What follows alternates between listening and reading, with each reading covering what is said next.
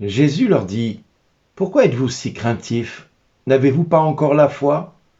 Saisis d'une grande crainte, ils se disaient entre eux: Qui est-il donc celui-ci, pour que même le vent et la mer lui obéissent?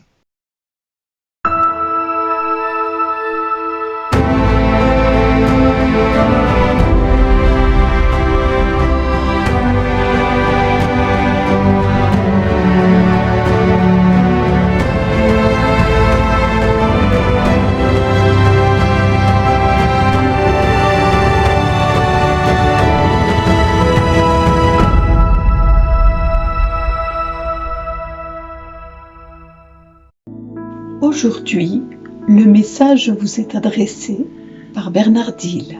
Bonjour les amis.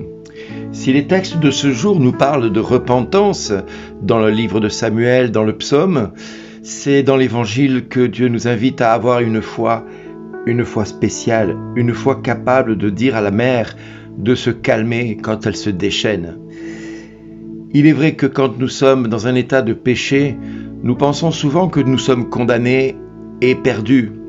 Quand nous avons péché, en tout cas moi c'était mon cas, quand la première fois je suis allé me confesser, je pensais jamais que Dieu pouvait pardonner tout ce que j'avais pu faire. Et mon Dieu, j'avais jamais tué quelqu'un.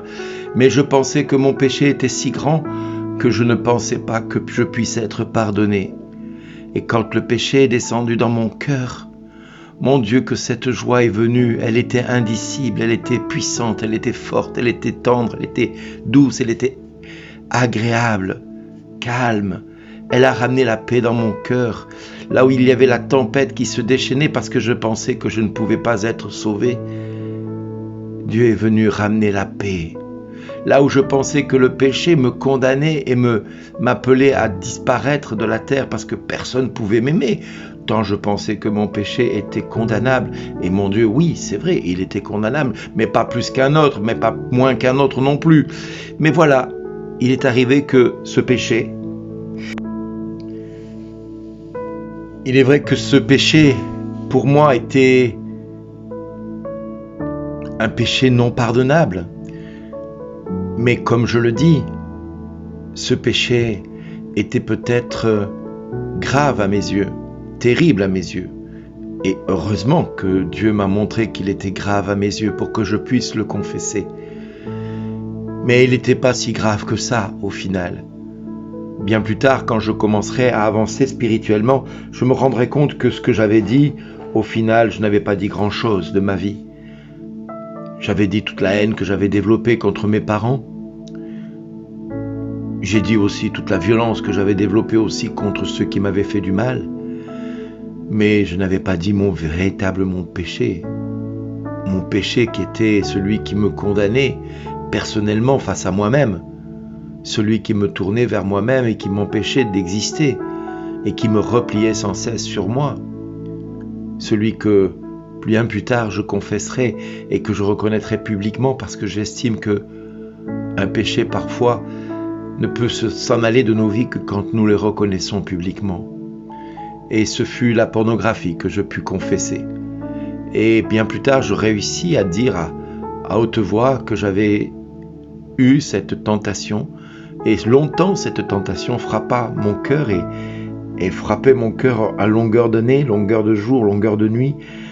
Je tombais dans cette pornographie qui ne me quittait pas, la masturbation qui ne me quittait pas, je ne m'en sortais pas.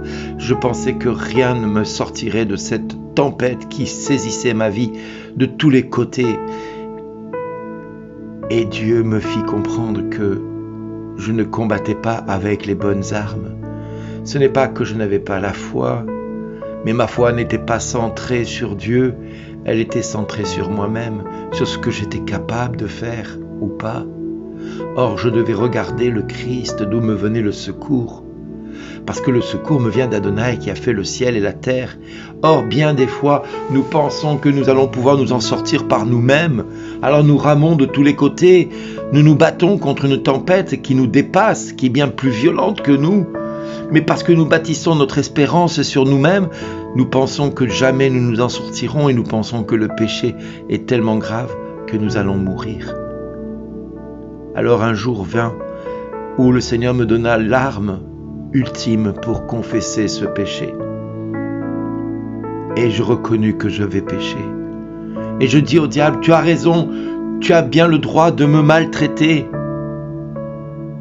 car j'ai péché contre Dieu et contre moi-même. Oui, j'ai péché contre Dieu et je continue à pécher contre Dieu et contre moi-même.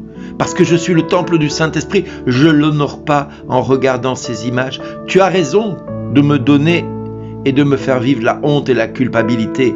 Tu as raison, mais en même temps, tu as tort. Parce que tu as oublié une seule chose. Qu'en me montrant mon péché, certes, j'ai tous les moyens et toutes les raisons de me culpabiliser et d'avoir honte. Mais heureusement que tu es intervenu dans ma vie en me montrant ma faiblesse et ma misère, parce que là, j'ai failli oublier que Jésus avait donné sa vie pour moi. J'ai failli oublier cela. Heureusement que tu es intervenu dans ma vie. Alors maintenant, Satan, avec tout ce que tu me montres de ma vie, certes, la tempête se déchaîne autour de moi. J'ai toutes les raisons d'en finir avec la vie parce que je me sens impardonnable. J'ai honte d'être ce que je suis. Mais heureusement que tu es intervenu pour me montrer ma misère. Parce que dans cette misère, Dieu m'a jeté une corde et il m'a fait miséricorde. Alors Satan, quoi que tu dises, quoi que tu fasses, j'ai failli oublier. Et je prenais ma main et je la tapais sur mon front. J'ai failli oublier que Jésus m'aimait à ce point-là, qu'il avait donné sa vie pour mon péché.